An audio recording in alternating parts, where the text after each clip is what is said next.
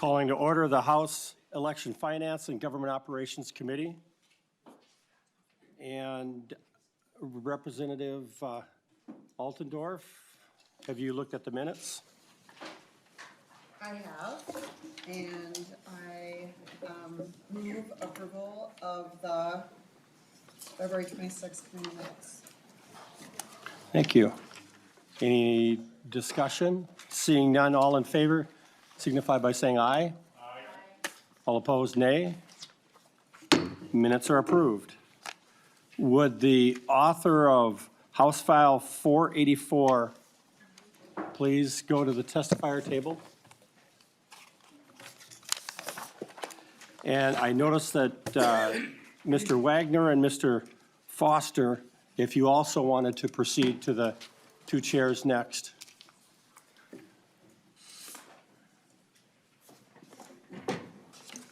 And Representative Davis. Thank you, Mr. Chair. I would like to move House File 484 be recommended to pass and be referred to the Housing Committee, Mr. Chair. Thank you. Would the author please state your name and proceed with your testimony? Thank you, Mr. Chair. Representative Shane Mekeland. This is a bill that I have either had it in a bill form or an amendment numerous times in the Energy Committee. I'm sure Representative Acom can testify to that. And basically what this is there's been a national push or movement to allow local municipalities to prohibit the installation of natural gas hookups, or, again, this is natural gas. And that is what this would simply prohibit that. And as I've testified numerous times in Energy Committee a couple of years ago, maybe Representative Aiken can refresh my memory, but I did buy an air source heat pump so that I have dual fuel and able to heat more than one way. But unfortunately this year it failed and it still does not work. So it furthers the point of having more than one way, means to heat a home, especially when it's 20 below like we've had in the not too distant past, is the point of this bill, Mr. Chair. And I do have Mr. Foster who can testify, and we may have you just testify on the other because it's kind of your arena. Thank you, Representative. And the first testifier is Mr. Foster. Please proceed, and identify yourself for the record. Good afternoon, Chair Quam and committee members. My name is Mark Foster, and I am the Vice President of Legislative and Political Affairs for Housing First Minnesota. We're a trade group of nearly 1,000 members of the home building industry that have one goal in mind: advancing home ownership opportunities for all Minnesotans. And today's our day on the Hill. Some of our members might have meetings with you, hence the big button. I want to thank the opportunity to testify in support of Representative Mekeland's House File 484. As we work with your colleagues in other committees to legalize more housing options statewide through land use and zoning reform, we appreciate the language before you as a method of keeping affordable and reliable fuel source options for residential construction legal as well. As the committee is likely aware, residential new construction costs are at an all-time high, north of $540,000 for a new single-family home statewide, and we are over 100,000 units short of what would be considered a healthy housing market. So with all of this in mind, all policies that impact residential construction need to be viewed through the lens of how to improve affordability and how to remove roadblocks to the construction of more housing units. Recent data shows that natural gas is the most utilized fuel source of residential energy use, with data from the U.S. Energy Information Administration showing 65% of residential energy usage in Minnesota came from natural gas during 2022. Protecting it as a fuel source option for residential construction statewide for the immediate future is helpful for consumers, for cost savings, and for predictability of development. And for these reasons, we urge you to support the bill. Thank you again. Thank you. And Mr. Wagner. Yes, good afternoon, Chair Quam and members. My name is Dave Wager. I'm the Executive Director of the Minnesota Propane Association. The Minnesota Propane Association supports House File 483 and House File 484. Passage would prevent local government units from denying consumer choice when the people affected must decide the most appropriate fuel for energy security for themselves, their families, and their property. According to the Energy Information Administration report for Minnesota, from 2021 to 2022, electrical outage durations increased by 127%, and the length of those outages increased by 96%. And this was without the influx of data centers that has been kind of a hot topic in the news lately. With that, a couple of interesting facts I would like to point out. According to an article in the Minnesota Star Tribune on February 28, 2025, there's at least 11 potential data centers developing in the metro area. Combined, these will require approximately 3,800 megawatts of electricity to power them, which is roughly the energy uses of 3,800,000 households. House File 369 was also introduced this session, delaying the requirement for electric utilities, some electric utilities, to meet the carbon-free standard. What is this telling us? Can we produce enough electricity, or at least clean electricity, to meet the demand? Are some of the electric utilities not able to meet the 2040 carbon law? Energy choice is what's at stake here. Energy choice means reliable and consistent energy supply. Propane offers reliability by being independent of external factors. Minnesota residents still need energy to power and protect their families and homes and businesses when the wind isn't blowing and the sun isn't shining. Much is said about the transition to clean energy. The reality is that propane is considerably cleaner and less expensive than electricity in Minnesota today, including wind and solar. Electrification decisions are being made on emission reductions that a utility expects to achieve, yet there is no mention of the utility reductions that propane expects to achieve. The U.S. produces considerable amounts of renewable propane. Just a moment. This is government operations. I've served several terms on the Energy Committee, Okay. but your testimony seems to be aimed at the other committee. Do you have anything about the impact of regulations, the difficulties of, hooking up and et cetera? And then the next committee will be housing, which will, maybe have a little bit more of a different type of discussion. All right, well, I'll move on to, I'll just close out then, kind of tag on to what Representative Mekeland said earlier. Currently, there are 153 million Americans, 46% of the population, that live in 26 energy choice states, including many states that are growing quickly and attracting new residents. So energy choice and freedom will provide essential life-saving energy options for consumers. With that, thank you, Chair Quam, and thank you, Representative Mekeland, for carrying this bill. Thank you. Representative Acom. Thank you, Mr. Chair, and thank you for bringing this conversation, the energy conversation, to the Elections and Local Government Committee today. It's kind of fun to talk energy issues here. Question for the author or either of the testifiers. Are there any cities in Minnesota that have tried to implement a eliminating new gas hookups? To the Mr. Chair? author. Representative Acom, I'm surprised by the question, as it's come up in the Energy Committee numerous times that there have been counties and cities that have brought this idea forward to prohibit the running of natural gas lines to new construction. But yes, in Hennepin County, I believe, has also had resolutions. I don't believe they passed yet, but they have brought it forth. Representative Acom. Thank you, Mr. Chair. And so I think that in California, they have passed, some cities have passed bans on new gas hookups. And if I understand correctly, the Ninth Circuit invalidated those, the Ninth Circuit Court. And so they have found them not to be enforceable. And so wouldn't there need to be a change in federal law in order for states or, cities or counties within Minnesota to implement such bans? Representative Acom, unless you're in that same circuit, it only impacts that circuit. It would not be national unless it went up to the Supreme Court.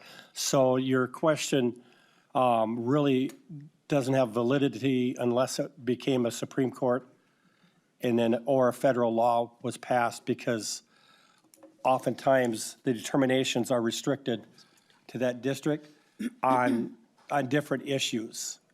Because I know there's been multiple things of where one, the same issue, in one district, there was a judge ruled this way, in another district, the judge ruled exactly opposite.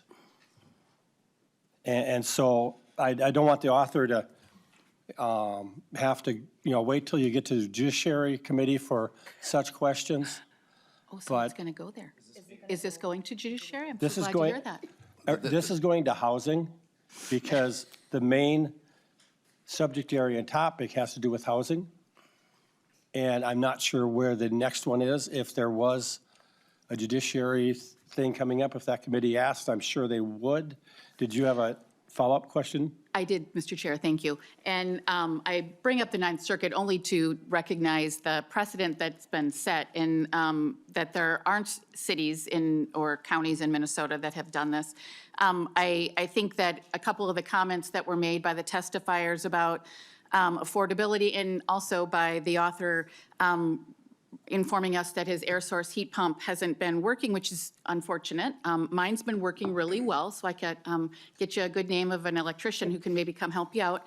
But my air source heat pump on these really sunny days has been powered solely by my solar panels, and it's also powered my car. And so when we talk about affordability issues, that's the affordability issues that make our transition to clean energy possible. And so when we talk about our dependence on natural gas and propane, there are big concerns about volatility in markets. And this is maybe off topic to really my concerns about this bill, but with the tariffs coming from the federal government, potential tariffs, and so much of our natural gas and propane coming from Canada, we have some concerns to be looking at as we go forward.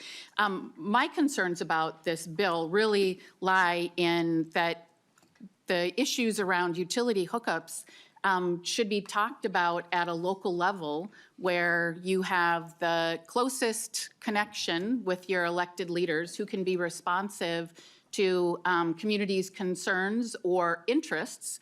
And so I think as we talk about issues around banning something, whether it's plastic bags, whether it's gas hookups, I think that we need to be understanding and recognizing the importance of engaging with our local communities on that and allowing them the opportunity to have a voice in the outcomes that are provided by such bans or other encouragement of programs too. So I think that this is an unnecessary bill, and I think that it would be much better suited at the local level rather than at a statewide level.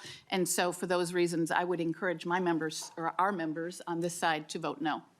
Thank you, Representative Acom. And I like how you were able to both say you didn't need anything like this because it's federally, determined by a ninth district court, and then to say, well, we really shouldn't be meddling with the cities. So you're covering all the way from federal to the local on the argument. So I'm glad you've covered that. Representative McDonald. Thank you, Mr. Chair. Well, Representative Mekeland, I was questioning the need for this as well, but then, over the last couple of years, we hear of our friends on the other side of the aisle wanting to ban gas stoves and, the goal to go to 2040 with, total renewable energy, just not sustainable. If Minnesota is foolish enough to ban gas hookups, that would only increase the cost of the electricity and energy in the homes and buildings going forward. Wouldn't you say so? To the author. Mr. Chair, Representative McDonald, yes, in a short answer, but furthermore, if you were to do force people to switch over, many of these older homes wouldn't even have the drop and ample power supply coming off of on the feeder line to their home, so it would actually incur a much greater cost. Furthermore, in an area where I live, which the next bill we'll talk more about propane, but that's all I have is propane or electricity. In this case, when the heat pump fails, then I have nothing. So it is the importance, and if you look at when we have blackouts and brownouts, more so blackouts, 8 more people die from the cold than they do from the heat. So in our climate, I think it's a very prudent conversation, and I would hope that we can pass this bill off to the next committee. Thank you, Mr. Chair. Follow-up, Representative? Thank you, Mr. Chair. Just that it is important that we do this today because of the talk of future of banning natural gas and/or natural gas hookups in future buildings. So unfortunately, because of some ideas that really aren't wise for our energy's sake, we have to do some preemptive legislation. And for that purpose, I'm sure that myself and the rest of my colleagues on this side will be voting yes for your common sense bill. Representative Freiberg. Thank you, Mr. Chair. As a non-voting member of this committee, I forget, am I able to call for a roll call, or should I ask somebody else to do that? Representative Freiberg, I will Mr. Chair. ask for a roll call. Thank you. Okay, all right, I'll ask you to ask for roll calls from now on. No, just to follow up on that, I mean, I think it's important. I think this is an important area where local control is important. We have a letter in our packets from the League of Minnesota Cities opposed to both this and the following bill. There are situations where, maybe the state needs to step in on some issues related to local governments, but this isn't one of them. I'm glad we have Chair A come on this committee. I don't have much else to say because she covered it so thoroughly. So thank you for requesting a roll call. You're welcome, Representative Freitag. We've sat next Freiberg. Again, I apologize. I thought you were kidding. You could have. No. If you'd pretended like you just do that, just pretend in the future and. No, it's somebody I worked with a lot, next to for a long time, and as we have over the years, we've sat next to each other for many different terms on, I think, actually this very committee. Any sum up by the author? No, Mr. Chair, because we're going to kind of duplicate this here in a minute, so it's pretty self-explanatory and very short bill. Thank you, Mr. Chair. Thank you. And Representative Davis renews his motion that House File 484 be recommended to pass and be referred to the Housing Committee. And we're ready for the roll. Chair Quam, Yes. Vice Chair Altendorf, Aye. Representative Acomb, No. Representative Coulter, No. Representative Davis, Aye. Representative Gordon, Yes. Representative Greenman, No. Representative Lee, No. Representative McDonald, Aye. Representative Roach. Aye. Representative Vernig. No.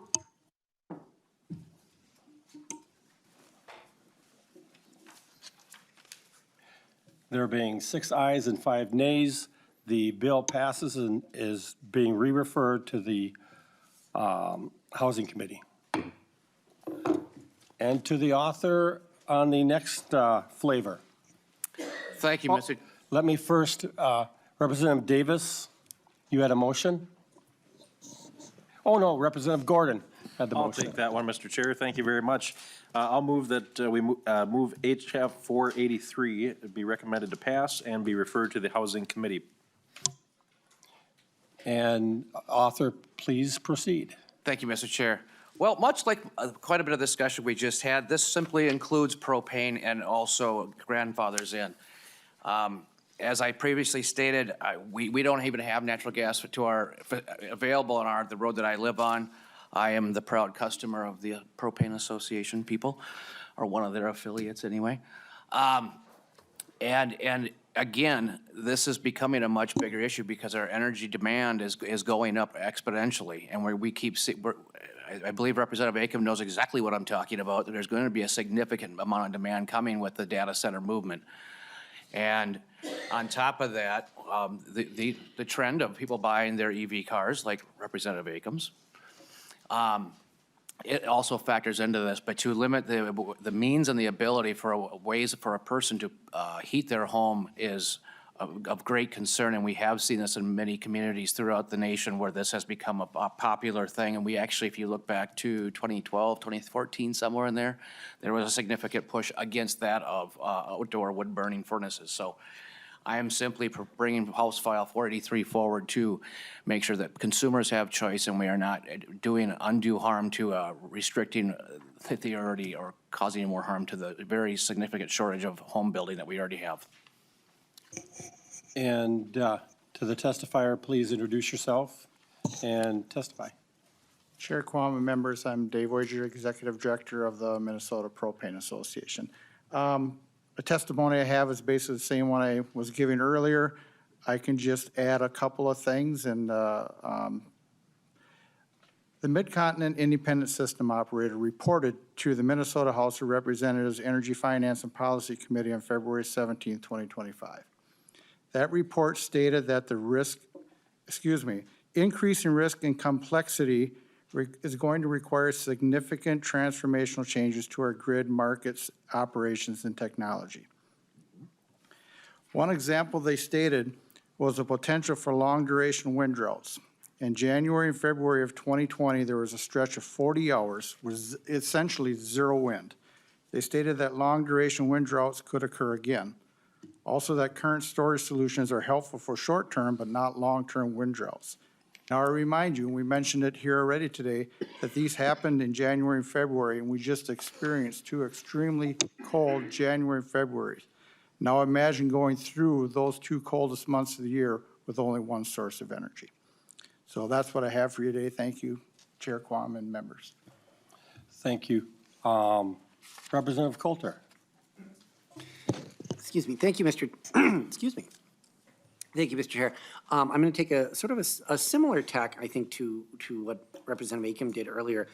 And I chose to bring it up on this bill because it is more specific to talking about hookups and how buildings are supplied with propane and natural gas. I'm not on the Energy Committee. I don't pretend to have a ton of expertise, but I do come from the world of local government. And when we're talking about utility hookups, we're talking about not a small amount of infrastructure, right?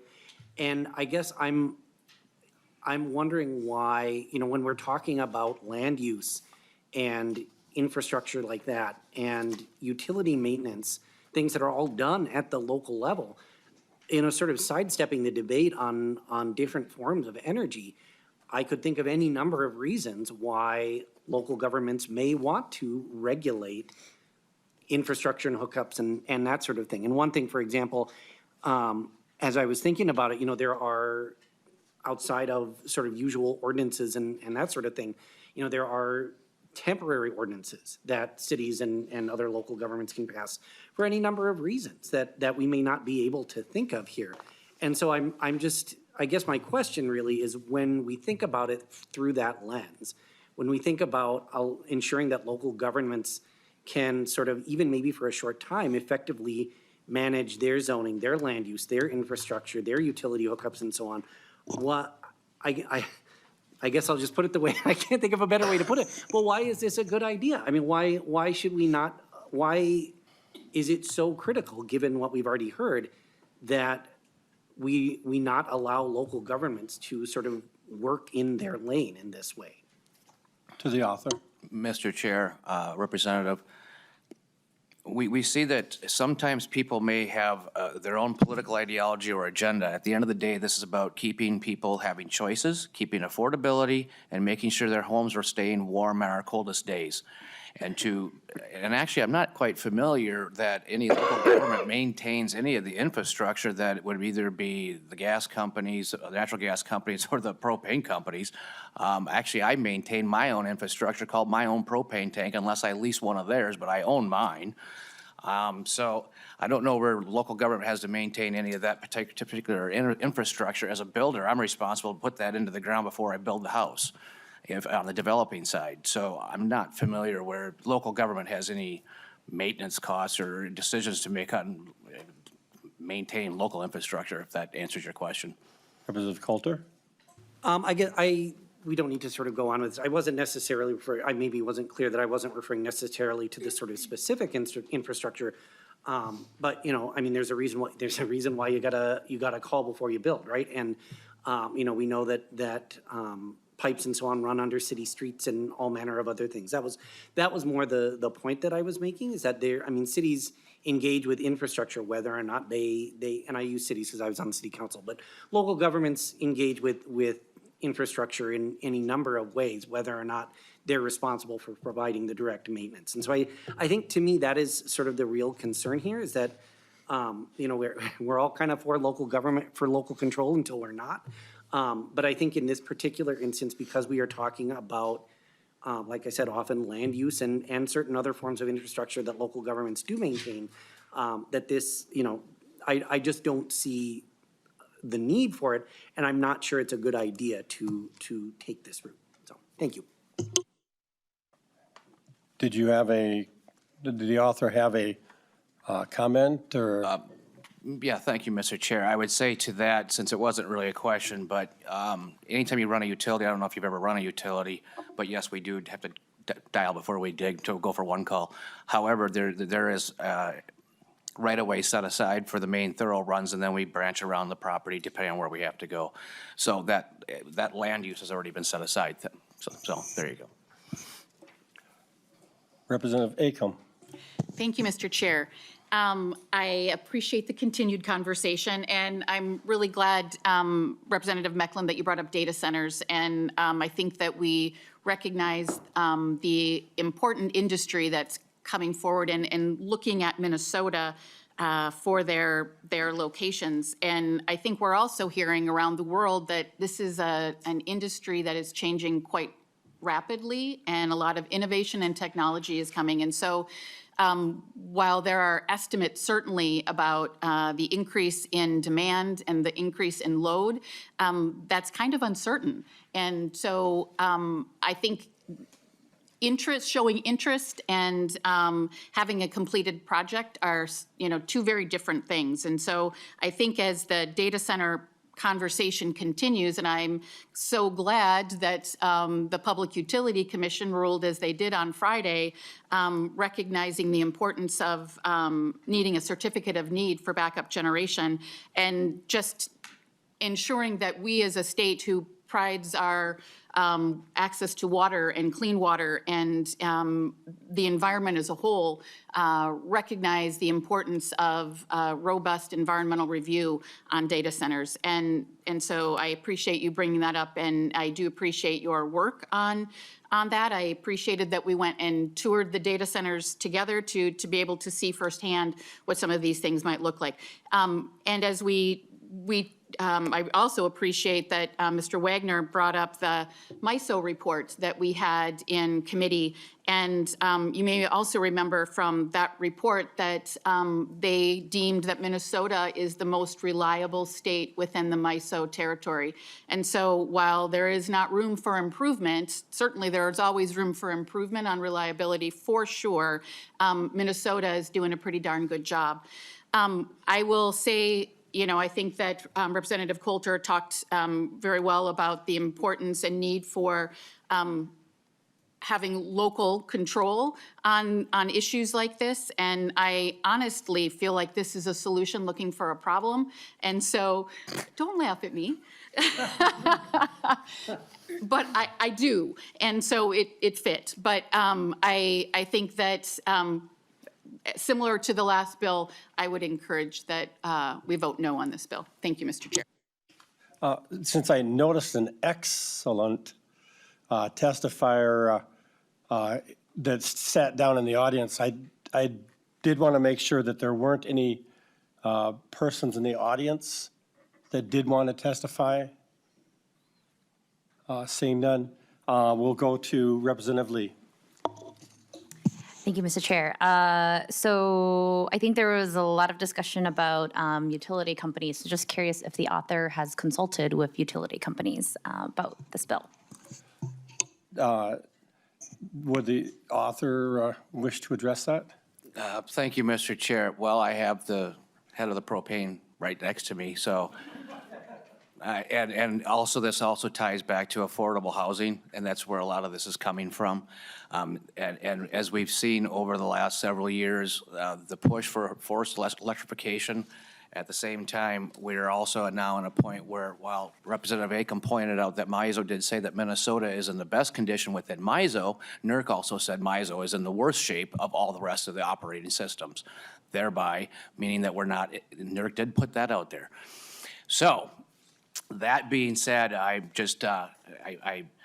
the whole point of this is to make sure that we are not going to be forcing people to restrict what their choices are for their heating. And I've been a big advocate. In fact, we've had it in building code at times or locally to be required dual fuel. So, because if you lose one, then you don't have the other. I want to thank the author. And again, I do miss the Energy Committee, but it is a little bit, some of those discussions are beyond directly with our scope. And Representative Lee, did you have an additional question? Yeah, I'd just say, there's one, entity here, but I think that we're missing the larger conversation with, all the other utilities. So that's why that question was important. Well, thank you. Representative Freiberg. I got it right this time. Yeah, thank you.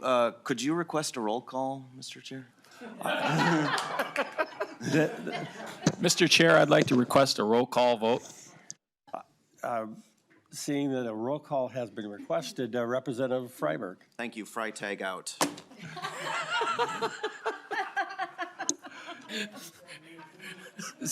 Seeing no additional questions.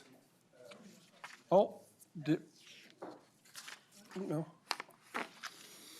And seeing that our some of the utility people didn't want to, I'll let the chief author have a final word, sum up. Thank you, Mr. Chair. I kind of thought I did there, but the Freitag out kind of had me after that. I didn't quite hear what the chair had said the first time, but nevertheless, this is something that I've been carrying for many, many years. I do believe it's of an importance that we make sure we allow residents to have their choice of how they choose to cover their energy needs. Thank you, Mr. Chair. Thank you, and please take the roll. Chair Quam, Aye. Vice Chair Altendorf, Aye. Representative Acom, No. Representative Coulter, No. Representative Davis, Aye. Representative Gordon, Aye. Representative Greenman, No. Representative Lee, No. Representative McDonald, Aye. Representative Roach, Aye. Representative Vernig. No.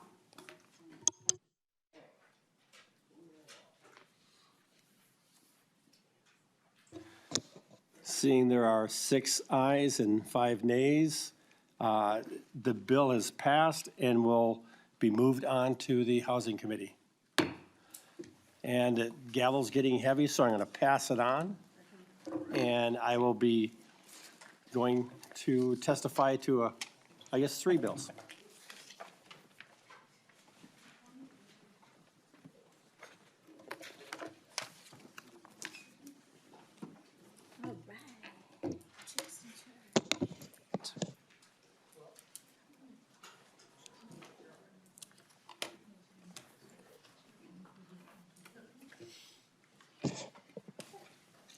Okay, as Chair Quam gets settled in, I move that HF 1447 before the committee, and this is meant to be laid over.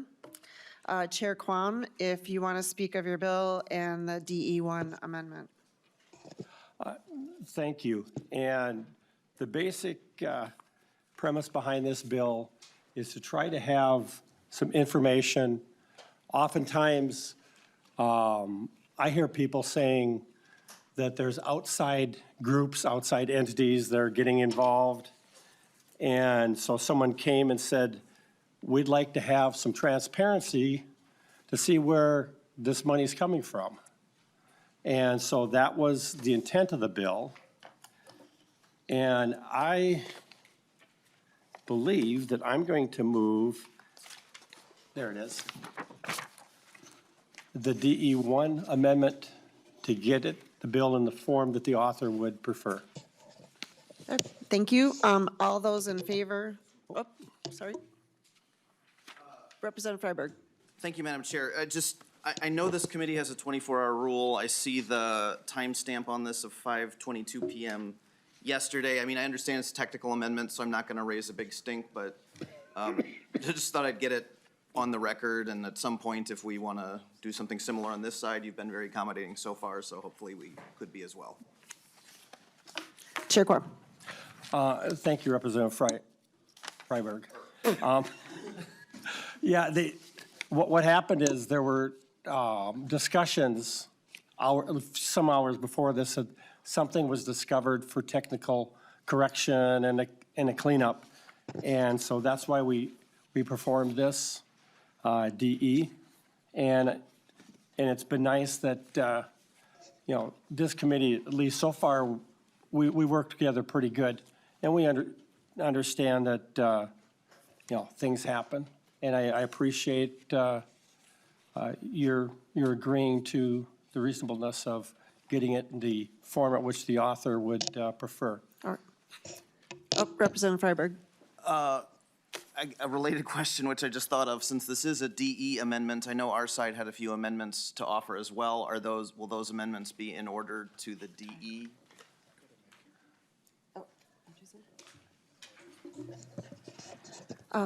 Matt Gehring, would you speak to that? Madam Chair, Representative Freiberg, the amendments that are drafted for your caucus currently are not drafted to the DE1 amendment, so the page and line references are incorrect, but I've been in consultation with some of your members about how to update them with oral amendments to make them fit the bill. Okay, great, thank you. Good. Okay, thank you. Thank you for bringing that up, Representative Freiberg. And so then with that, we'll, all in favor of adopting the DE1 authors amendment signify by saying aye. Aye.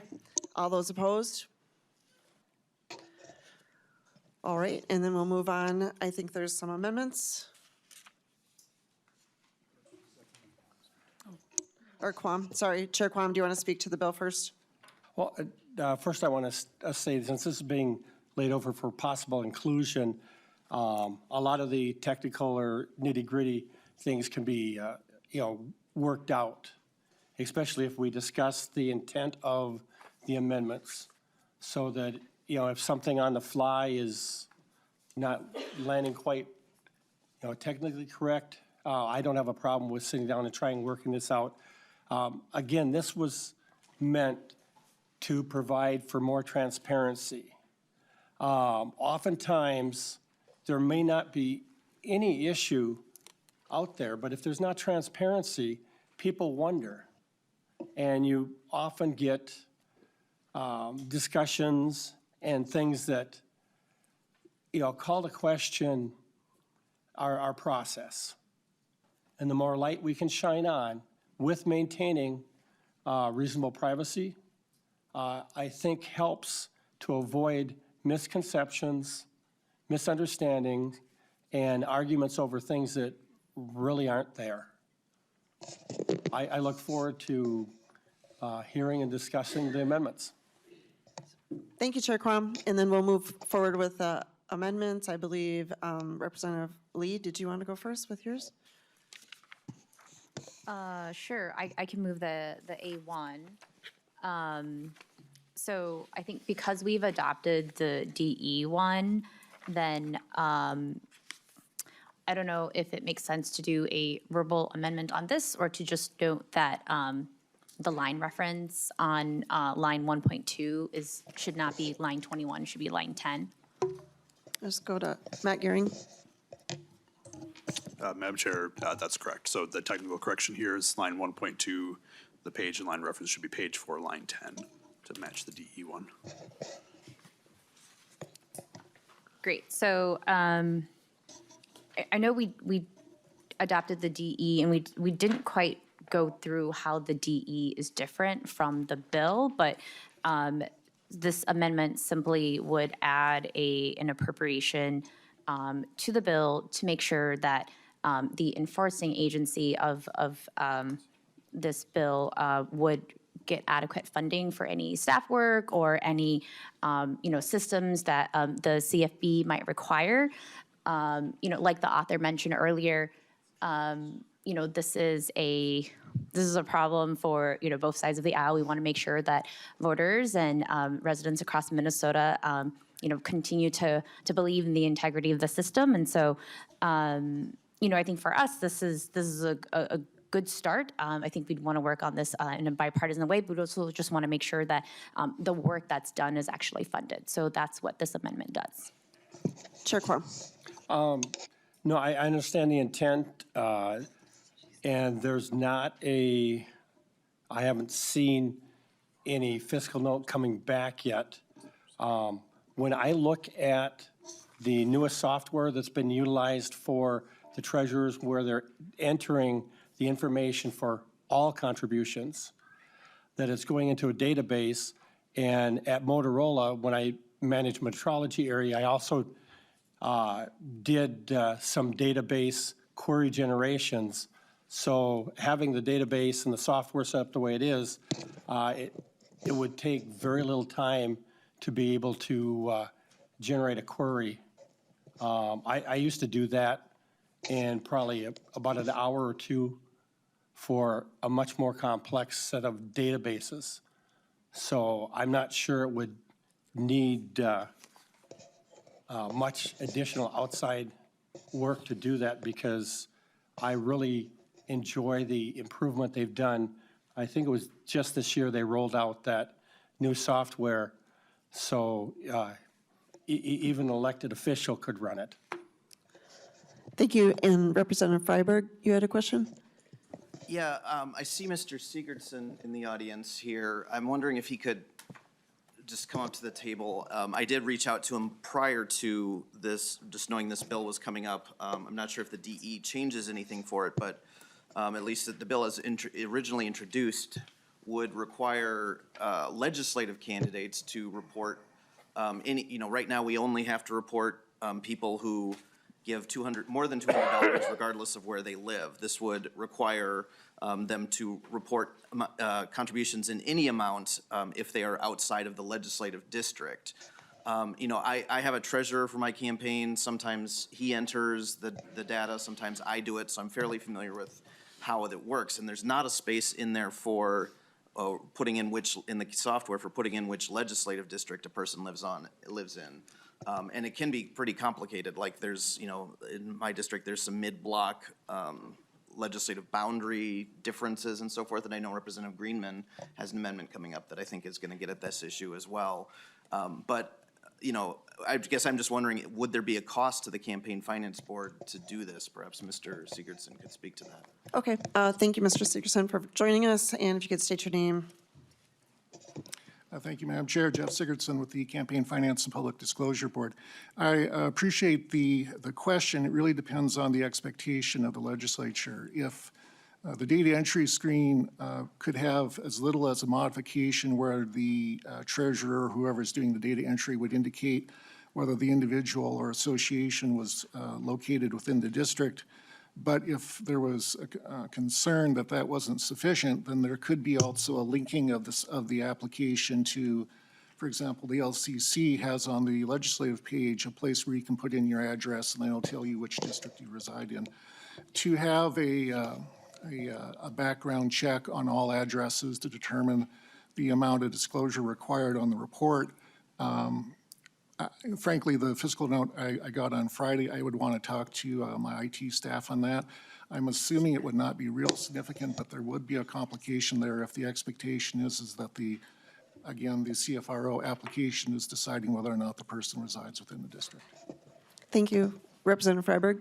Thank you. Yeah, I just think there'd be a smaller likelihood of human error if it were able to cross-check with the GIS information that the House has, just because of, not every treasurer is going to, or even candidate for that matter, is going to know where the district boundaries are in every instance.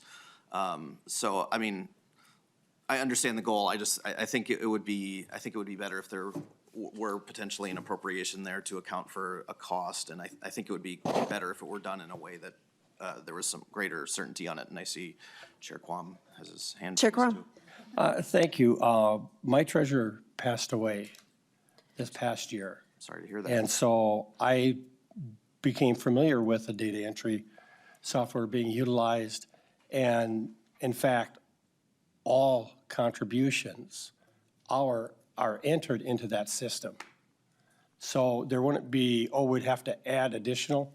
So the only query would be generating a script that went through the contributions and would have the activity of taking the information in the address cell and running a script to be able to verify what district that was in.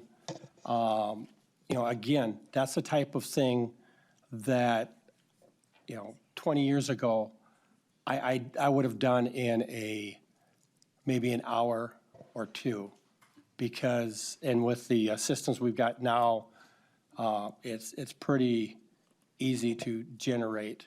So I'm not anticipating there being a big issue, especially since we've got more than one site that's within our state government system for locating addresses versus, the district. Thank you. And Representative Lee?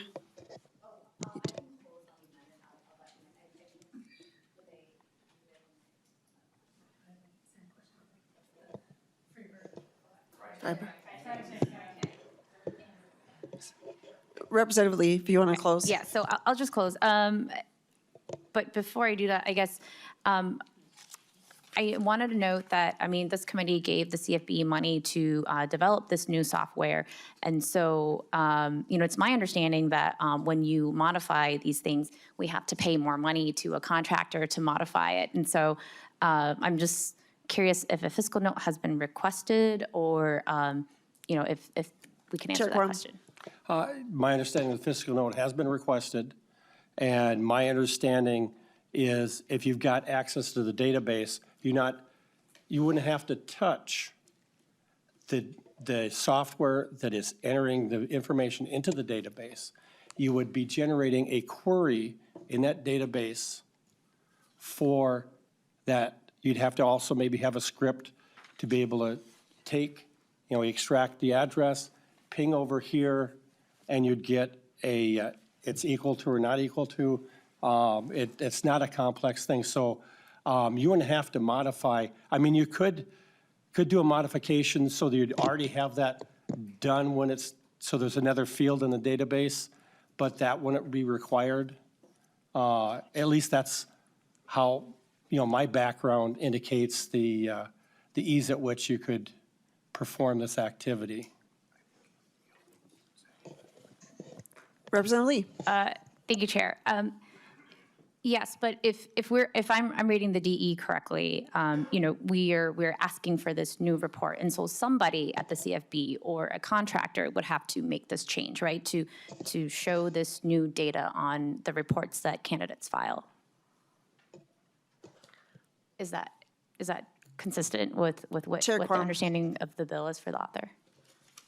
Yeah, once you generate the script, and if you're going to generate a report, you would add those few lines onto that report script, and boom, it'll pop out the report with that added on. Okay. All right, thank you.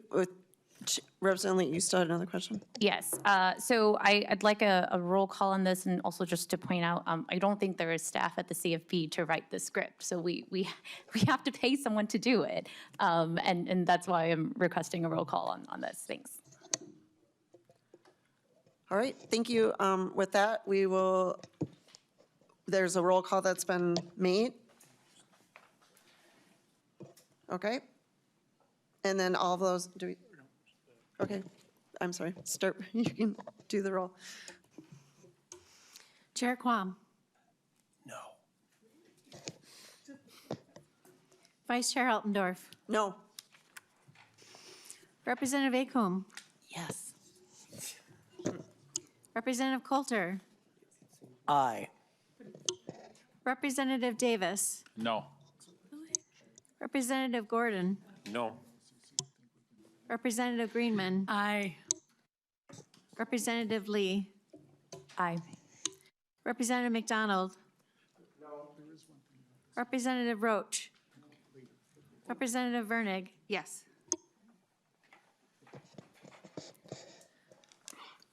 All right, there's 6 noes and 5 yeses. The amendment does not pass.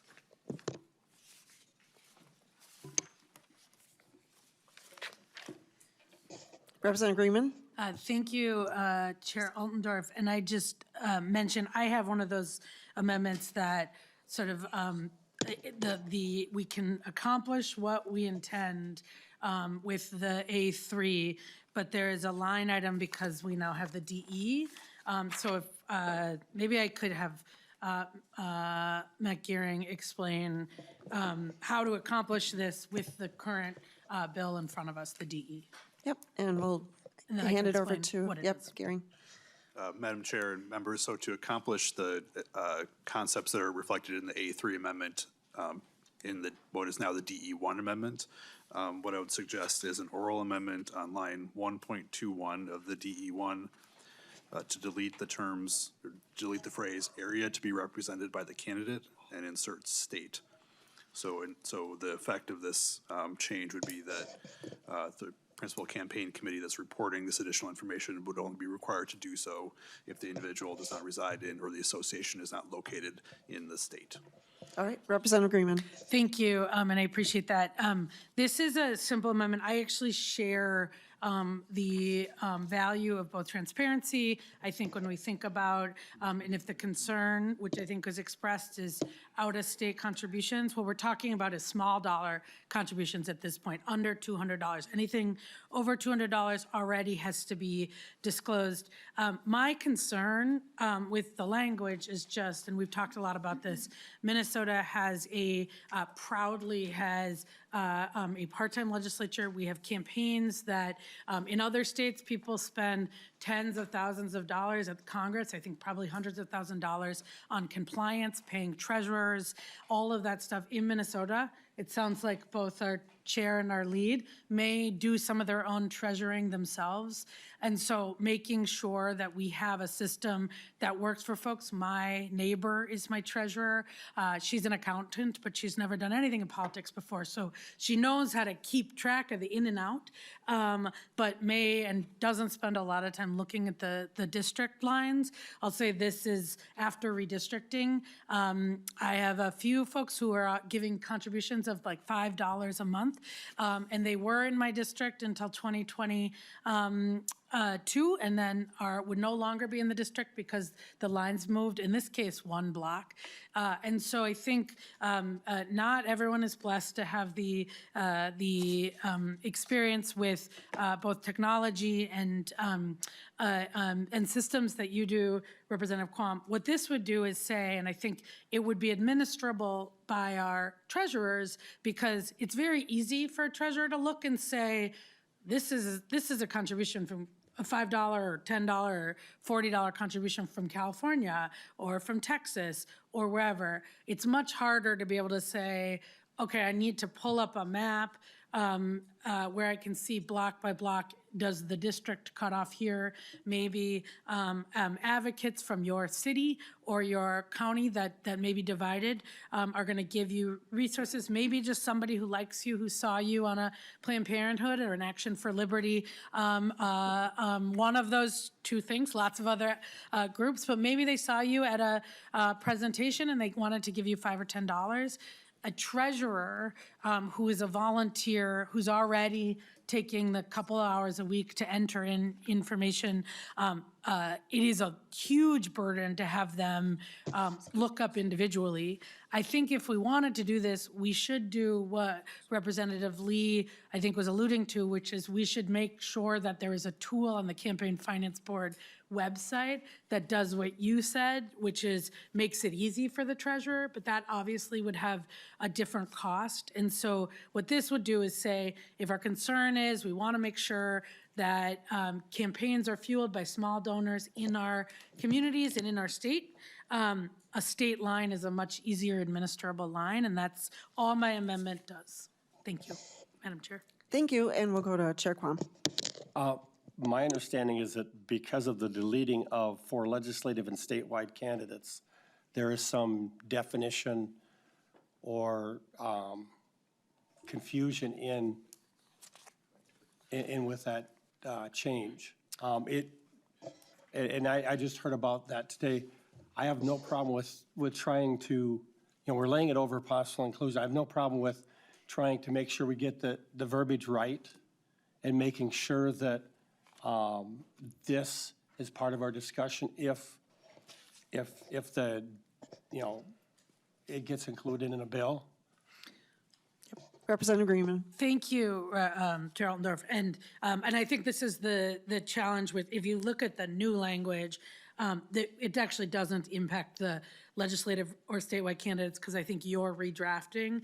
The only change it makes is instead of saying that what we're looking at is whether or not you live in the district, what we're looking at is whether or not you are a contributor from outside the state. For our statewide candidates, frankly, that wouldn't matter because everybody in the state is in their district. But for legislative candidates like us who have part-time, frankly, volunteer treasurers, all this does is say, instead of saying we're gonna have to have our treasurers look up where the lines are, what they can do is say, is this a contribution made outside the state? And if so, down to the cent, it should be recorded, and if it's a contribution made in the state, we would keep the current rules. Nothing? Okay. With that, yep, this was a new oral amendment, and with that, all in favor of adopting that, say aye. Aye. And opposed? No.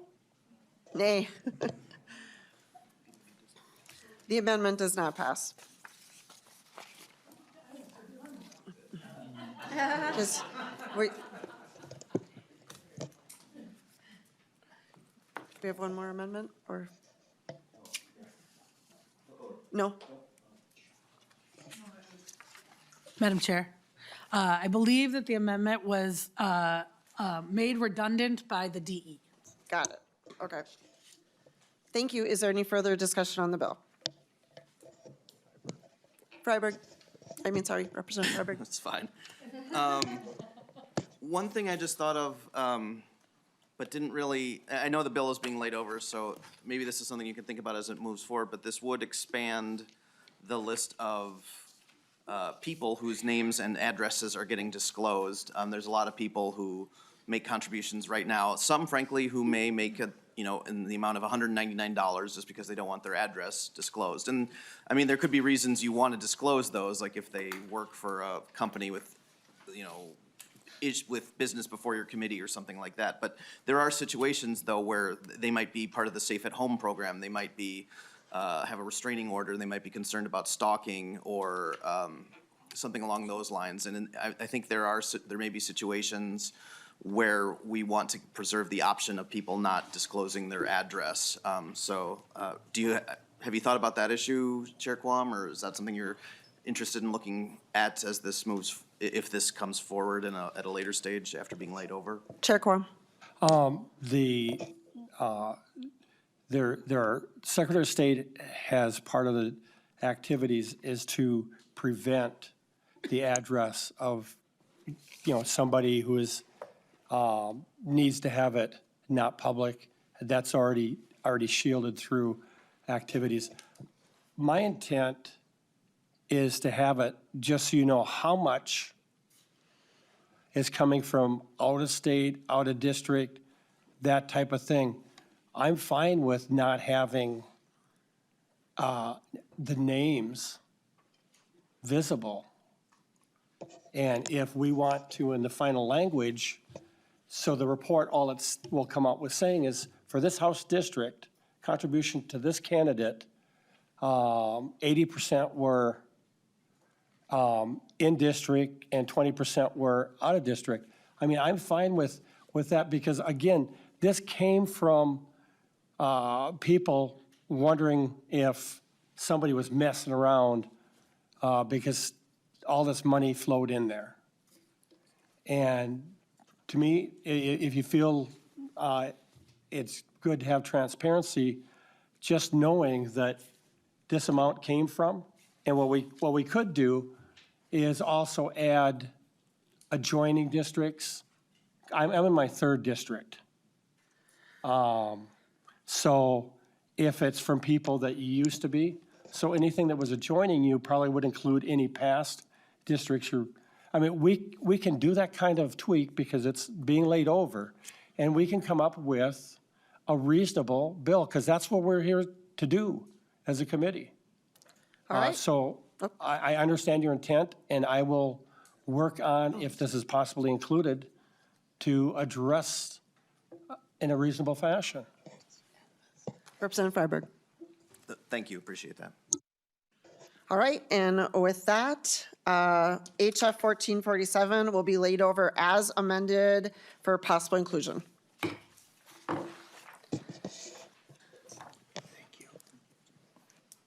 Chair Quam, do you want to move your next bill? Okay, I will move that HF 1496 be recommended to pass and be referred to the general registry.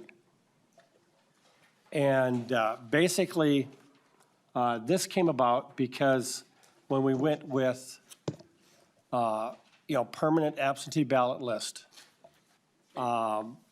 there was an occasion in the past election, at least one, that you may have heard about, of where the child of a person that died was involved in trying to vote with that person's absentee vote.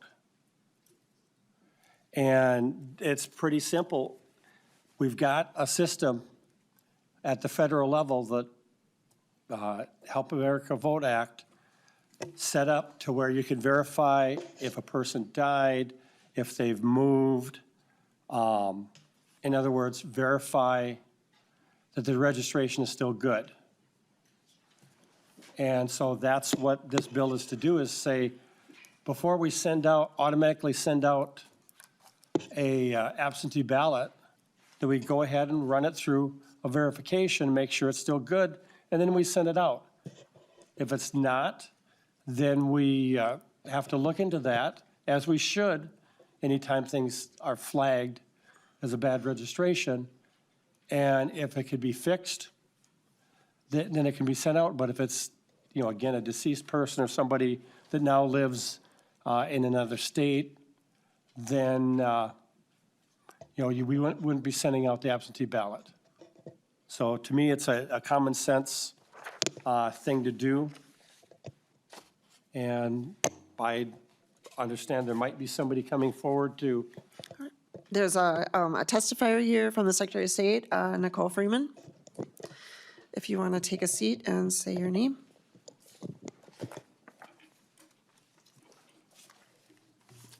Thank you, Chair Altendorf and Chair Quam. Nicole Freeman, the Office of the Secretary of State.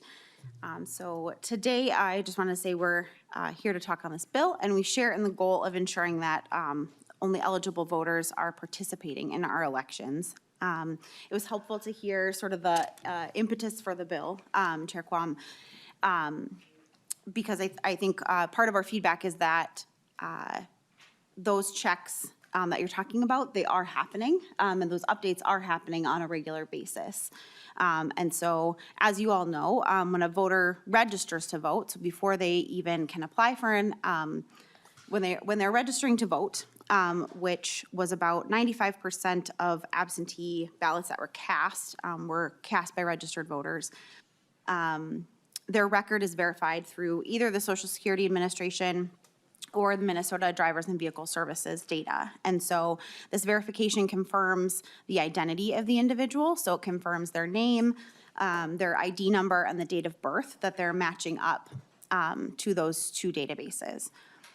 Additionally then, as you all know, when a voter is registered, a postal verification card gets mailed out. That verification, that PVC as we call them, that shows that the person lives where they say they live. So they're required to be sent by non-forwardable mail. So if we get those back, records are challenged, and there's kind of a whole process with those cards afterwards. So I think the first piece of feedback is that the DVS and the Social Security Administration databases, they just confirm the person's identity. and that the records in the voter registration system, they're continually updated through many sources. I know when my colleague Paulinel was here, he ran through them, but we do get at least monthly, if not more frequent, updates from drivers and vehicle services transactions. So all of those transactions through DVS are compared with current registered voters, in addition to the automatic voter registration process. And so through that, we're able to capture address changes and name changes that way. Our national change of address list we use from USPS, so that does capture address changes as they're reported by individuals. We receive out-of-state reports from other states. Those are if a voter indicates in their new state where they live, hey, I used to be registered in Minnesota, then we get that data. We're also a member of the Electronic Registration Information Center, also known as ERIC for short. It's a data sharing consortium among several states. And so through that process, we're able to compare Minnesota's voter records with other states' voter records. So if we see that someone has, more recently registered in another state, we can remove them from our records to keep them clean. The situation that you mentioned, Chair Quam, relating to death records, we do get those on a monthly basis from the Social Security Administration as well as the Department of Health. And so I think what happened in that specific situation, if I'm remembering the details correctly, is the voter's ballot was mailed out, and right around that same time, the individual passed away. And then when that ballot was returned, it was realized right away, hey, something's going on here. This person, we got a deceased voter record there. So, so those death records do come through on a monthly basis, as do records from the court that covers any name changes, as well as if someone's right to vote has been removed due to guardianship. And then finally, we receive reports from the Department of Corrections on folks who are incarcerated or released from incarceration. And so these processes keep our voter records up to date. And so I think we're happy to work with you to try to suss out how we can, accomplish the goal of ensuring that these eligible voters are the ones receiving ballots. And I think more generally, as we get to or more specifically on the permanent absentee voter process, it was the first statewide elections where this process was implemented last year. And so I do think we're happy to work with the committee, with the Association of County Officers, to keep working and refining the process to figure out how to make sure we're keeping those lists clean. So, thanks. Is there any discussion on the bill? Or any other testifiers? Nope. Representative Roach. I just had a question, Madam Chair, real quick, with the Secretary of State's office. Appreciate you speaking today. So did you guys come for or against this bill today? I guess I didn't get clarification on that. Yeah, sure. I think that we're that we would not be in favor of the bill as it's written. Yeah. Representative Roach, did you have a follow-up? No. Representative Lee. Thank you, Chair. A question for the author on, I appreciated kind of talking through how this would work, but has there been a fiscal note requested for the bill? Chair Quam. Fiscal note. Chair Quam. I thought I heard two people talking. Can you restate the question so I can hear it? Has there been a fiscal note requested for this bill? Chair Quam.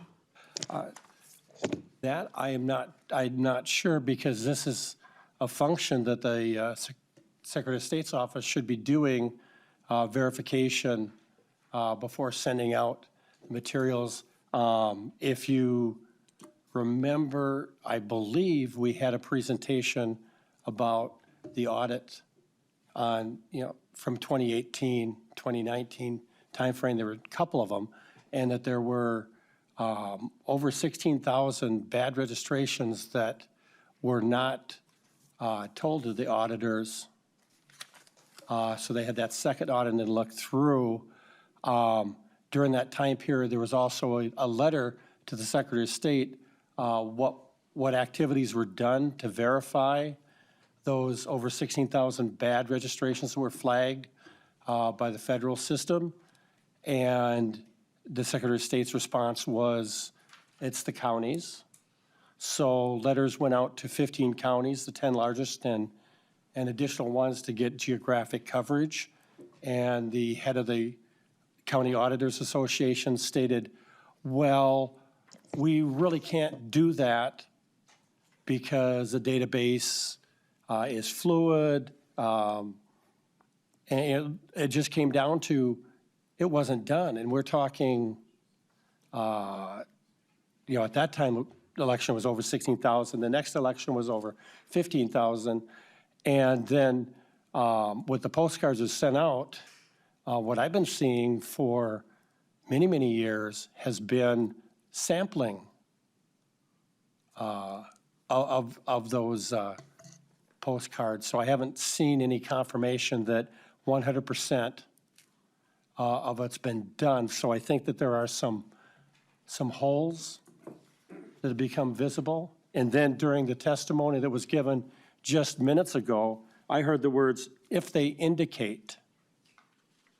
So that again adds some, little bit of gray fuzzy, it might not be completely looked at. So, frankly, if there's a system that's available, that's being used by all the states that have, participate in the federal elections, to be able to do a verify. It's a fairly small list, I am assuming, of this lifelong permanent absentee ballots being sent out to where you could run it through that system in a reasonable amount of time and have those assurances. So, frankly, it's the job of the Secretary of State to ensure the reliability and the confidence in our election system. And this bill would actually help address that, to have people feel more comfortable. Because these onesie, twosie things of where there's stories about this or that they hear, they wonder what didn't get caught. And if we can say, we've got this, so no absentee ballot is mailed out that hasn't been rechecked before we mail it, that it's still a good one. I mean, that will make people more confident, and we won't have the angst after elections. I want people to be assured of our system. So thank you, Madam Chair. Representative Freiberg. Thank you, Madam Chair. Oh, did you? Okay. Well, I appreciate what you're saying, that it's the job of the Secretary of State to ensure confidence in the electoral system. Chair Quam, based on what we heard from Nicole Freeman, they're already doing that. They have sufficient processes in place to make sure that if for any reason anybody on the list should no longer be, they catch them. The permanent absentee list has been kind of a boon to rural voters, to elderly voters, to campaign and election volunteers. Among others, they can now participate in the voting process in a timeline that's better suited to their needs. And it reduces the administrative costs on counties who can simply mail a ballot to voters instead of mailing an absentee application, then a ballot each election. So, this just seems to kind of place an unnecessary administrative hurdle, since the Secretary of State is already catching instances where somebody shouldn't be voting. So, I don't think our members should support this bill at this time. Chair Quam? No. Okay. Representative Greenman? Thank you, Madam Chair. Just I guess a question about, since we're talking about list maintenance, and you mentioned, Eric, one, I'm wondering, just because some folks are new to the committee, but could you give a little sense of how that works, how sort of the list maintenance processes you already do, and also how Eric fits into that, especially with, I would assume, and some of the stuff you were referring to, the most common things is people moving. So can you sort of give a detail of that, about how it currently works? Nicole Freeman. Thank you, Madam Chair, and Representative Greenman. So, yes, so our office, the state of Minnesota, I should say, is one of several member states in the Electronic Registration Information Center. We share anonymized data with ERIC, who then compares that data. And so with other states, we also are able to get drivers and vehicle services updates through that agreement as well. And so that is sort of our best way to find out how people are moving in and out, really out of the state of Minnesota in particular. I was mentioning that the out-of-state reports, they only, if a state is not a member of ERIC, the only way that we would get information from them is if an individual says, I used to be a registered voter in another state, and indicates, where that was and a little bit more information about where they lived. And so with ERIC, what's nice is that, if you're sort of as one of the 20 things you need to do when you move to a new state, right? Or probably way more than that. If you don't remember to fill out those optional lines and you're just filling out the required information to get registered in your new state ahead of an election, we're still able to get that information from those ERIC states and remove people. And then similarly, other states can remove folks as people are moving into Minnesota.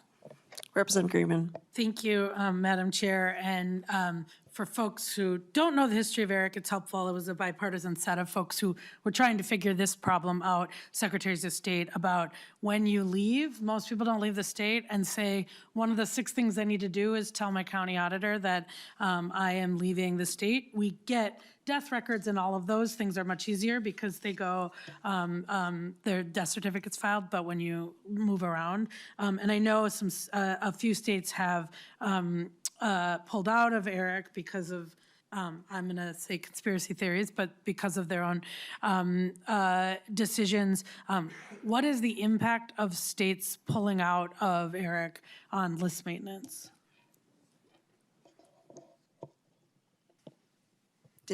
Did you have a question? Or That was my question. What is the impact of list maintenance in Minnesota on states pulling out of ERIC? to Ms. Freeman.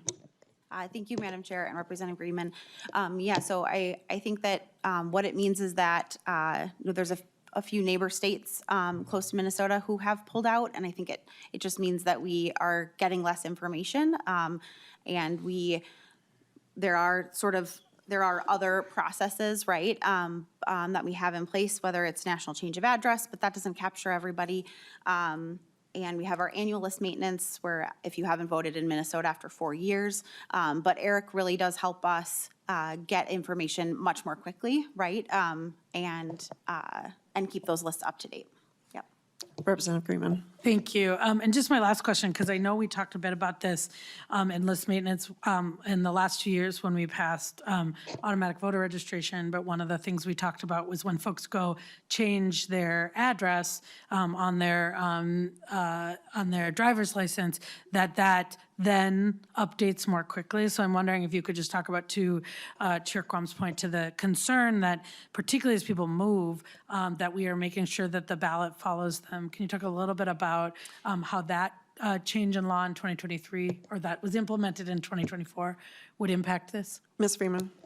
Thank you, Chair Altendorf and Representative Greenman. Yeah, so I think there's 2 different ways that we use drivers and vehicle services data. So maybe even 3 now that so maybe 3. So we have the automatic voter registration process where as someone is completing a transaction, if they've, shown the required paperwork and meet the eligibility standards, they're passed to our office for registration. We can receive updates on already registered voters as drivers and as Minnesotans are processing transactions there. So that's particularly helpful for name changes and moves, like you mentioned. And then as someone is registered, the verification process that we use on sort of the back end of registration with drivers and vehicle services data is really to confirm someone's ID number, whether it's the last 4 of their social or their driver's license number or Minnesota ID number. as well as their name and their date of birth. And so that verification piece is something that, you know, those items don't change. Maybe a name change, right? But the ID number and the date of birth are items that don't really change. So once that verification happens, we've verified that individual's identity, and we have these other tools to capture address changes. But the two systems that are mentioned in the bill and sort of the way that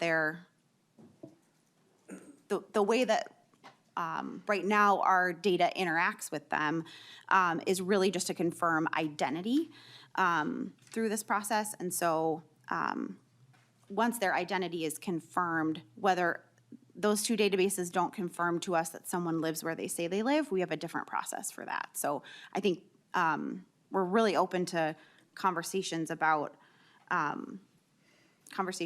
we can improve, you know, processes, particularly, you know, things that were that are new to all of us administering elections. But the DVS system and the Social Security Administration, those verification points verify an individual's identity and not necessarily their residence. And so the identity is, again, maybe a name change might be processed through, but we should get those updates. But the identity is not being updated through those two means, so. Representative Greenman. Thank you, Chair Altendorf. And I appreciate that. To me, as we have this conversation, it sort of seems like this is a solution in search of a problem. And I guess my last question is, permanent absentee balloting is not new for some parts of our state, right? We have all mail-in precincts that have been doing it for quite a while. I'm wondering, one, we didn't have this bill then. Does this bill apply to those all mail-in precincts? And if, well, that's, I guess, my question. If so, then is there examples of this, of having problems in those places in the past? And if not, why not? Ms. Freeman. Thank you. Yeah, I don't know if it's a question for me or for the bill author. Sorry, that was a question about the bill itself, so I'm I think sorry. it's a question for the bill author. I'm sorry. Chair Quam. Thank you. I believe when it talks about mailing out an absentee ballot, that somewhere we've got it defined, mail ballot for those all-mail districts is different than an absentee ballot. I hope that we've got that defined. So this was only meant to address absentee ballots being mailed out. Maybe the testifier can inform us, are we lacking a distinction between the mail districts and absentee ballots? If the chair would ask. Ms. Freeman. Thank you, Chair and Chair Altendorf and Chair Quam. Yes, this bill doesn't touch the provisions in statute that oversee mail balloting jurisdictions that have chosen to go for all of their elections. I will say that all of the ballots are mailed to only registered voters in those, and so the checks on an individual's identity and their residential address at the time of registering or updating their registration, those do occur. But this bill doesn't touch mail voting for that procedure specifically. I'm trying to look on my phone to see where maybe I can phone a friend with Mr. Gearing but I'm just looking to find the chapter in law that is specific to mail balloting. I guess. Representative Greenman. Thank you. And I guess as a follow-up to the why not question of if the problem we're trying to solve affects ballots that you're worried about may not be reaching folks if they've moved, or if something happens, why wouldn't we have this? I guess I don't understand the distinction why this wouldn't also cover those mail precincts. That's an author's choice, not because I think that there was a policy choice made to cover just permanent absentee balloting and not the all-mail precincts. Chair Quam. First of all, absentee ballot list is across the state. The small areas, these are low population areas. I think it's, if it's in the metro area, I think it's less than 400 voters. But when it's, you've got your entire area is mail out. So the local jurisdiction, I would assume, would be looking at that. We could look at doing a bill together to try and improve the verification, et cetera, on that. The point of this, and if you say, well, it's in search of a problem, frankly, I'd like to prevent problems. And if you say that it doesn't exist, we already discussed earlier one example of where it did exist if somebody passed away. And, frankly, I think they passed away before the absentee ballot was sent out, was part of the concern. I mean, that, I believe in the court case stipulated that the person died before that absentee ballot was mailed. Well, if we had a system here in place, then that wouldn't happen. So frankly, what's wrong with trying to prevent problems and issues?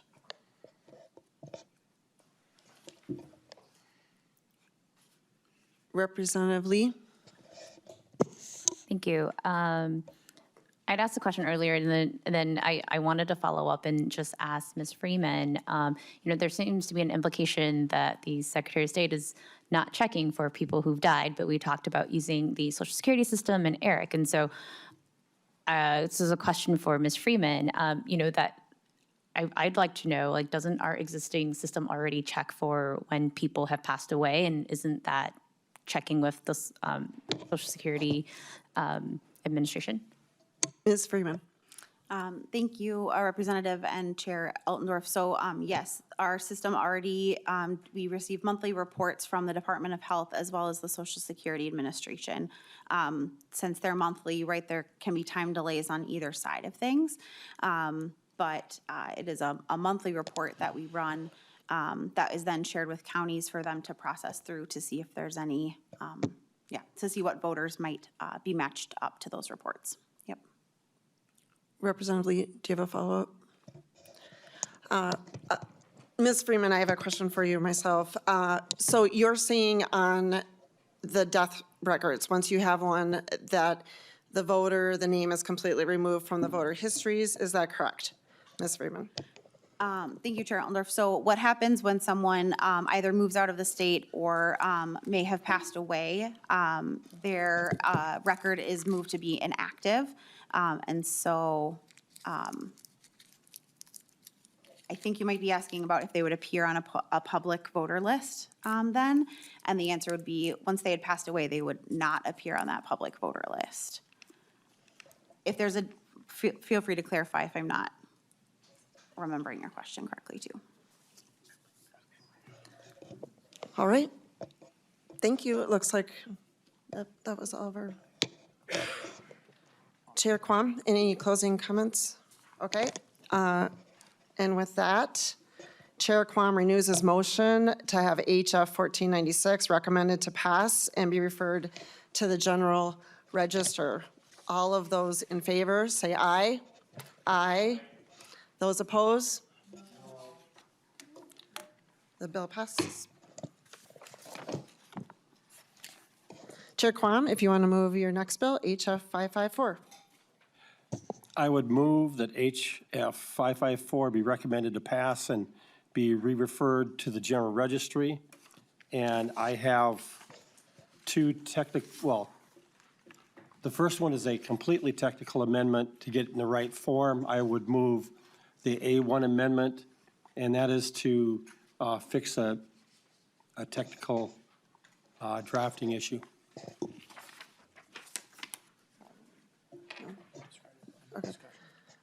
Okay. Is there any discussion on that? There's no discussion. All those in favor of the A1 amendment signify by saying aye. Aye. Aye. Those opposed? Okay, the A1 amendment has been adopted. And Chair Quam? Thank you, Madam Chair.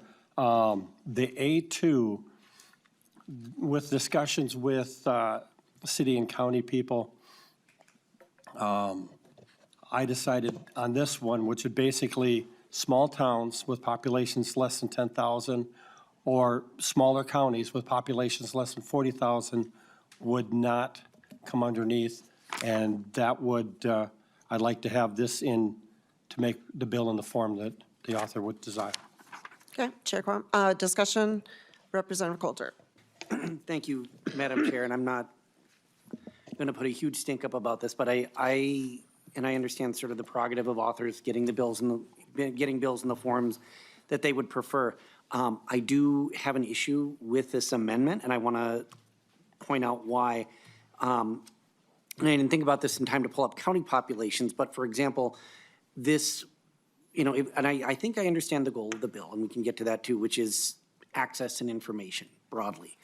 But when we put in sort of arbitrary, in particular arbitrary population numbers, we introduce an element that the effect of which is to say that some people are entitled to access and information and some people are not. And so, for example, with this amendment, limiting it to cities with a population of 10,000 or more would mean that folks in Arden Hills, for example, are not entitled to the information that folks in Hermantown would be. And so I appreciate, understanding that smaller cities just don't always have the same capacity and resources and so on. But I think in this particular instance, what's good for one city is good for every city. And, folks who want information from their local governments are not less deserving of that because they live in a smaller city or a smaller county. So with all due respect to the chair and the author of the bill, I am going to vote no on this amendment for that reason. Chair Quam. I would say that if you wanted to say 5,000 and 10,000, if you had an oral type thing, I would be open to that. But we have cities of first, second, we've got all these different things. If a city is greater than, I believe, 5,000, then you're in a group and you get treated differently for funds for roads and et cetera. The idea was if you're large enough, you already have enough actual employees to where you could handle this. And the bill isn't saying only, everybody else is not supposed to no, it just says, if you're this size, then you should have this. If you're smaller than that, we're not stopping you from doing it. In fact, there probably would be more pressure and maybe, the different associations would have, some assistant tools to make it happen. But the biggest push against was if you're small, you can't do it. A follow-up, Representative Coulter? Yeah, just quick, and I'm like I said, to me, it's more of an arbitrary number issue than the size issue. I'm just not fond of picking arbitrary numbers and, city staff and capacity, for example. And again, I always go back to, I shouldn't just stick with cities, but I am still used to thinking like city council member. But city staff is not, you don't base how many people you hire on the population, right? So I like I said, I do appreciate where you're going with this. I don't need to belabor the point, but I just don't think limiting like this is a good choice. Representative Vernig. Thank you, Madam Chair. I have a question, and it sort of piggybacks off what Representative Coulter was saying. What if you have a city, so my in-laws are from Pierce, Minnesota. Hillman is relatively close by. It's a population of about 24 people. What if your demarcation isn't the number of residents in the population of the city, but whether or not they have staff? So if you have a city that doesn't have staff, that doesn't have operating manuals, you wouldn't fall under this, but once you were large enough, then it would come into play. Chair Quam.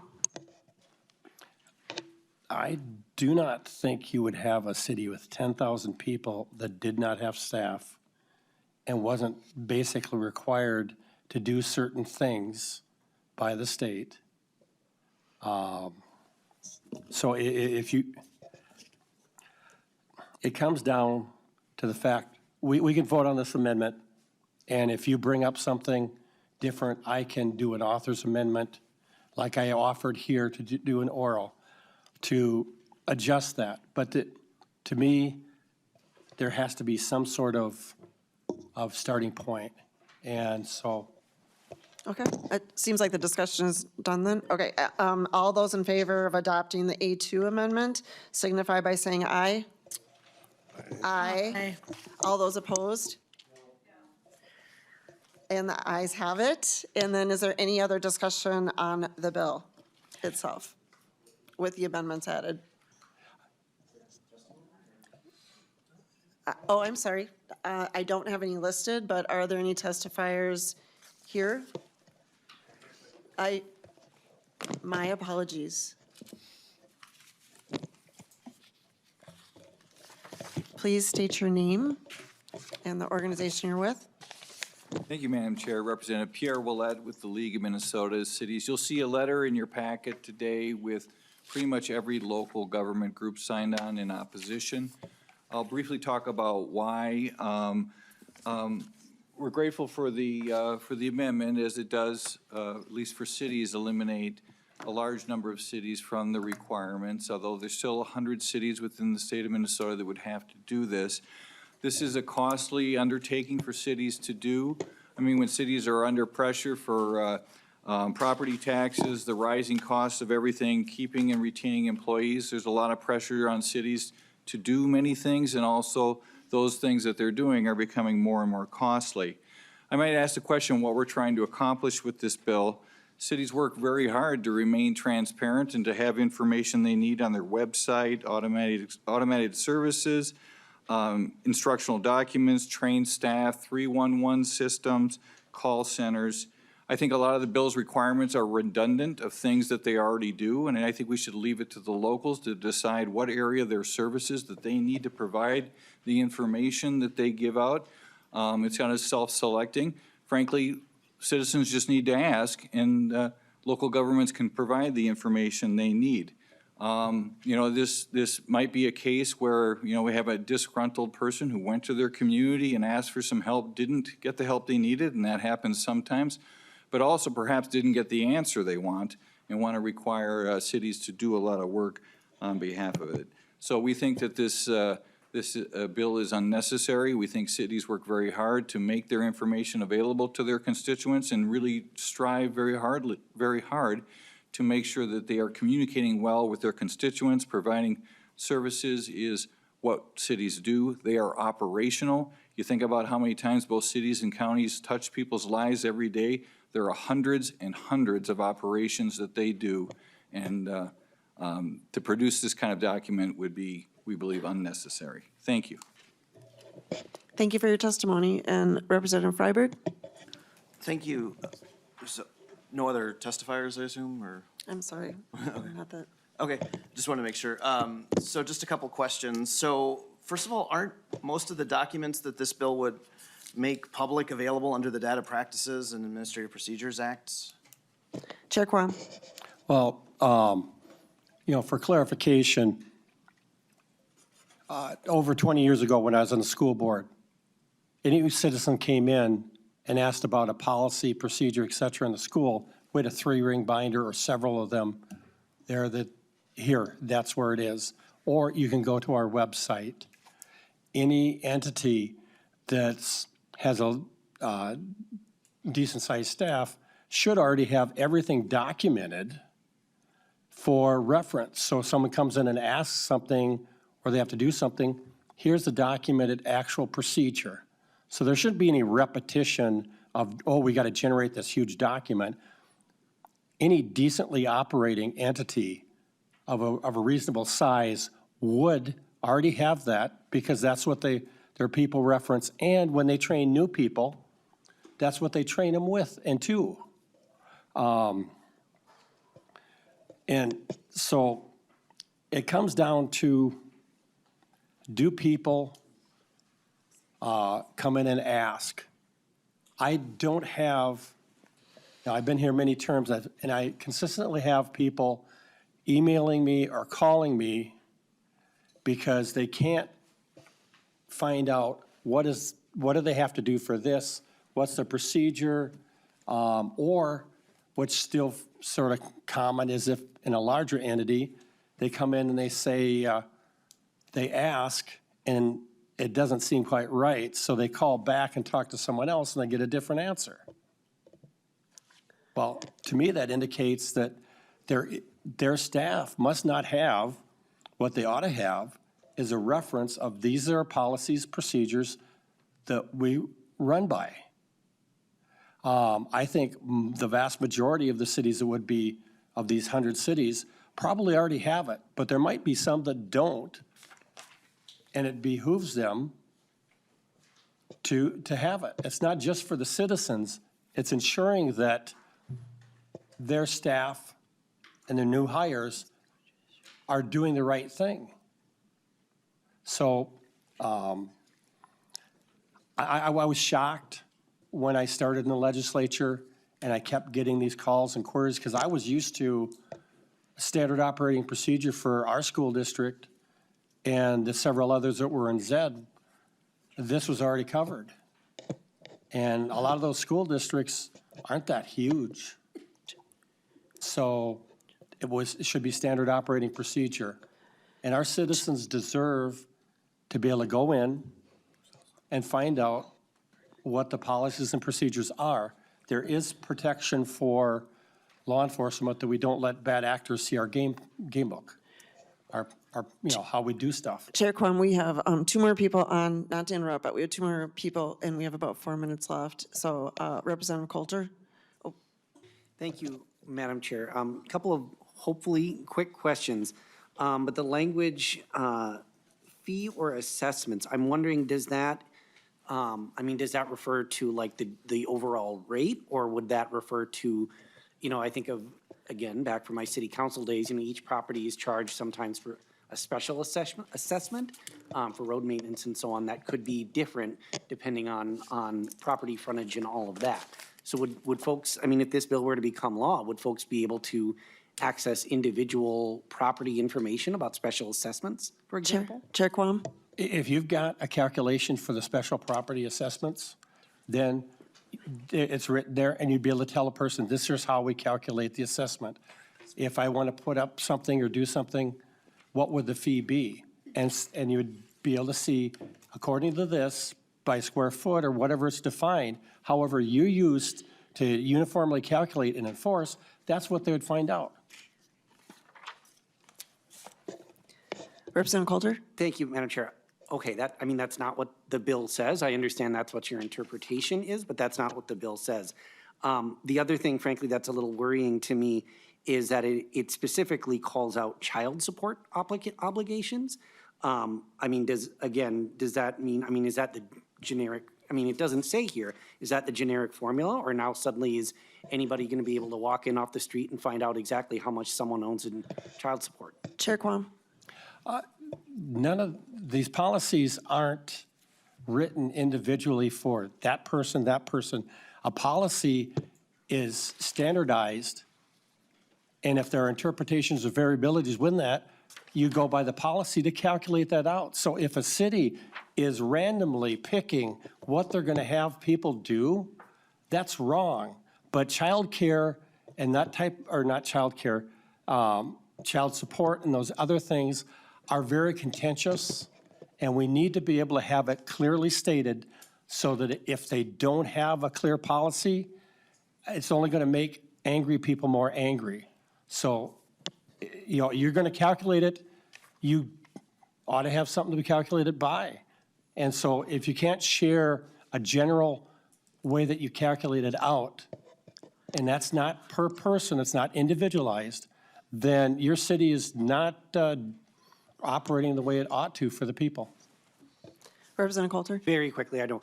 I will just again say that that's not how I read the bill, so I think that's a really big potential concern to me.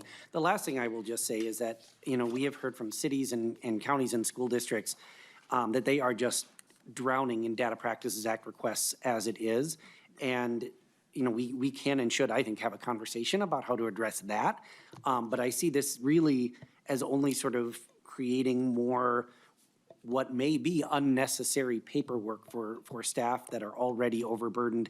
And I just don't really see what problem this is really solving for. Thank you. Thank you. And Representative Vernig? Yes, thank you very much. I too was a school board member, so MSBA has a beautiful bank of model policies that are available. Do you know, and I really don't know this question, do you know if cities and counties have access to something similar to that? Chair Quam? When I've talked to different cities and counties, their organizations tend to have some materials that assist them and set up their own, policies, and what they do is they customize it for themselves. Okay, thank you. I have Representative Vernig? Thank you. It says so former OSHA investigator here, right? I'm a big fan of policies and procedures and operating manuals and safety policies. So it says to maintain those policies. And the question I have for you is, can you define what maintain is? Chair Quam? I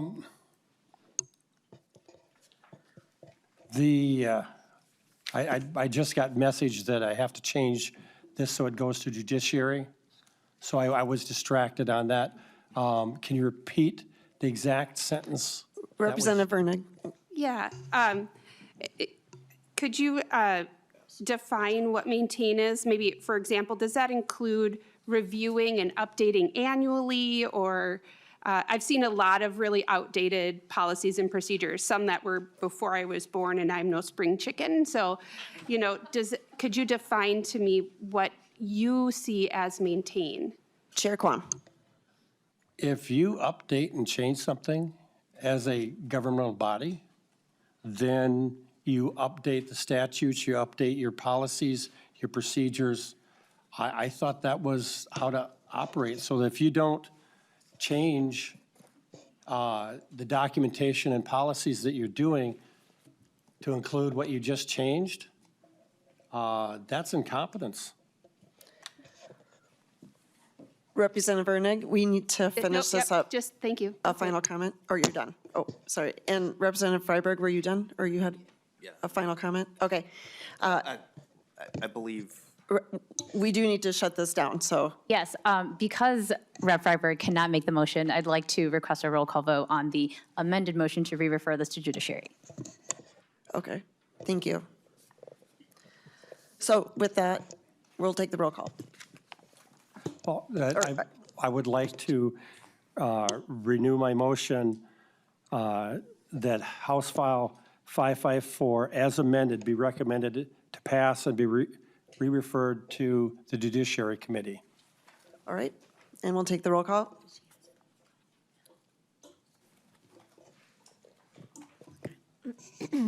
Chair Quam? Aye. Vice Chair Altendorf? Aye. Representative Acom? No. Representative Coulter? No. Representative Davis? Aye. Representative Gordon? Aye. Representative Greenman? No. Representative Lee? No. Representative McDonald? Representative Roach? Representative Vernig? No. And that was 6 ayes and 5 nays. The bill will be referred now to the Judiciary Committee. And with that, members, we are adjourned.